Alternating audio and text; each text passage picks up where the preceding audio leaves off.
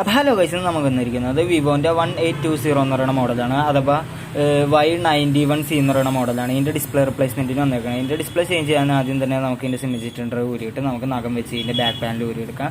Back panel ഊരിയതിന് ശേഷം ഈ മൂന്ന് സ്ക്രൂ ഊരി കഴിഞ്ഞാൽ നമുക്ക് ഇതിൻ്റെ മെറ്റൽ ബ്രാക്കറ്റ് ഊരാൻ പറ്റും. മെറ്റൽ ബ്രാക്കറ്റ് ഊരിയതിന് ശേഷം നമുക്ക് ഇതിൻ്റെ ബാറ്ററിൻ്റെ കണക്ഷൻ ഡിസ്കണക്ട് ചെയ്യുക. അതേപോലെ എന്നിട്ട് ബാറ്ററി പഴയപ്പോൾ ഇത് ഊരിയെടുക്കുക. അതിന് ബാറ്ററിൻ്റെ ബാക്കിലൊന്ന് ഈ ഒരു ടേപ്പ് പോലത്തെ ഇതുണ്ടാവും. അത് നമുക്ക് ഊരി കളഞ്ഞതിന് ശേഷം ഡിസ്പ്ലേ ഹീറ്റ് ചെയ്ത് ഡിസ്പ്ലേ ഊരിയെടുക്കുക.